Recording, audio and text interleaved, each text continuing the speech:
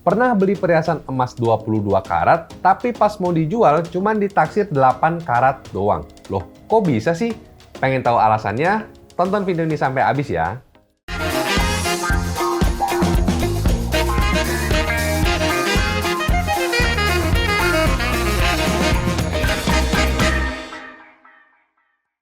Halo semuanya, selamat datang di channel Halo Emas bersama saya Willy. Di video kali ini kita akan bahas beli emas 22 karat tapi pas dijual kok cuma 8 karat aja.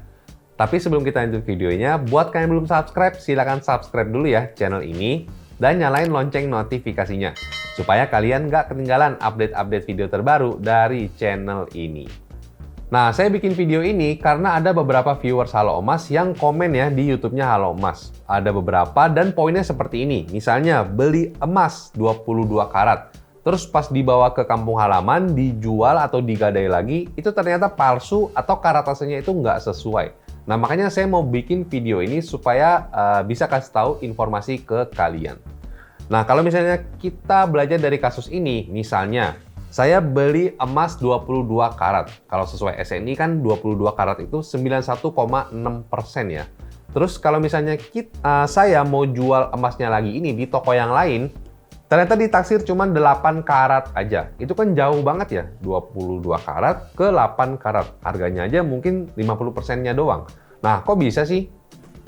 Jadi ini sebenarnya ada dua kemungkinan yang mau saya jelasin. Yang pertama kemungkinannya itu adalah memang mungkin saya beli di toko emas yang salah. Artinya emasnya itu memang emas yang karatasnya nggak sesuai. Terus kemungkinan yang kedua itu adalah mungkin si penaksir atau tempat saya jual itu mereka yang keliru menaksir emas saya. Nggak sesuai sama karatasenya. Saya bahas dulu kali ya dari kemungkinan yang pertama. Toko emas itu ada banyak banget di Indonesia. Ada ribuan. Mungkin ada aja segelintir oknum-oknum toko emas yang memang sengaja atau enggak sengaja menjual emas yang karatasenya itu enggak sesuai. Misalnya, toko emas ini ngaku jual 22 karat, karatasnya 91,6% kadarnya. Tapi barangnya itu ternyata cuma 70%, 75%, atau mungkin 50% aja. Mungkin aja ada seperti itu ya. Karena kan memang toko emas ini banyak banget. Nah, tapi kalau misalnya terjadi yang memang seperti itu, kemungkinan yang pertama, berarti emas yang saya dapatin itu memang karatasnya itu nggak sesuai. Artinya itu bukan 22 karat, itu bukan 91,6%. Artinya ya saya ditipu sama toko emas itu. Nah, sekarang kemungkinan yang kedua, yaitu adalah kekeliruan si penaksir emas ini. Kalau misalnya saya beli emas 22 karat di luar Pulau Jawa, misalnya di Aceh kali ya, yang mayoritas itu adalah kerjaan-kerjaan tukang barangnya. Nah, di situ kan misalnya saya beli emas yang 22 karat, karatasnya 91,6%. Memang ada bahannya segitu atau dasarnya ada segitu, 91,6%. Terus saya mau jual di Pulau Jawa yang mayoritas barangnya itu adalah barang pabrik yang punya cap dan juga punya cap pabriknya. Mungkin kalau misalnya saya jual di toko emas di Pulau Jawa, mungkin nggak semua toko emas di Pulau Jawa itu punya alat untuk mengetes karatase emas yang secara detail atau secara rinci. Misalnya kita bisa tahu exactly berapa karat si emas tersebut. Mungkin ada aja toko emas yang masih pakai teknik konvensional ya, pakai teknik kira-kira gitu. Karena alatnya itu mahal. Jadi nggak semua toko emas itu punya. Nah, kalau misalnya kejadian seperti itu, wajar aja kalau misalnya si toko emas tempat kita jual emas ini itu menaksir emasnya itu lebih rendah. Tapi nggak serendah itu juga. Kayak misalnya 22 karat cuma ditaksir 8 karat aja. Hal yang lumrah kalau menurut saya, emasnya 22 karat ditaksir 20 karat atau 21 karat. Itu masih lumrah lah ya, karena kan mereka pakai metode yang margin of error-nya itu ada, kayak ada sekitar 3 poin atau 5 poin lah selisihnya.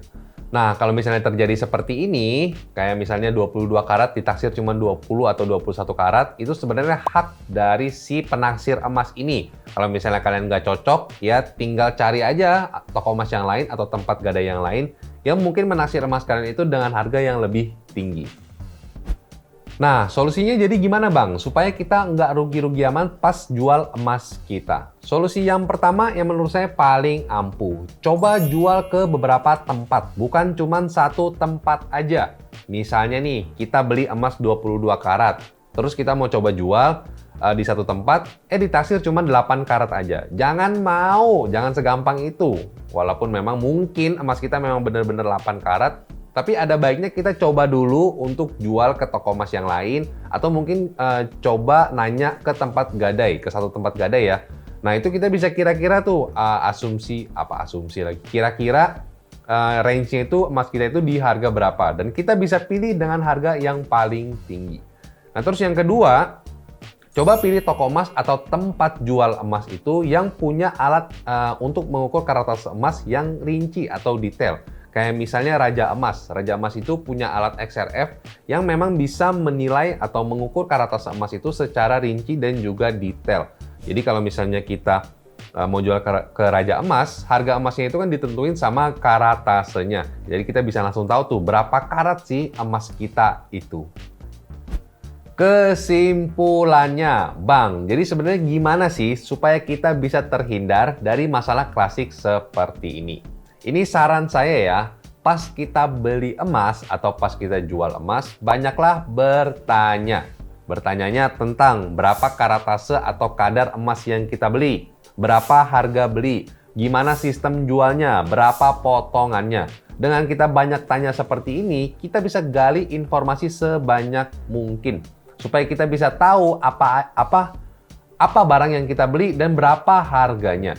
Terus solusi saya yang kedua, jangan cuma percaya sama satu toko emas aja. Mungkin kalian sudah punya langganan, itu wajar sih ya. Tapi ada bagusnya kalian juga punya range harga di sekitar. Jadi supaya kalian beli nggak kemahalan dan juga jual nggak kemurahan. Kayak punya bayangan aja gitu, berapa sih range yang layak untuk kalian jual dan kalian beli.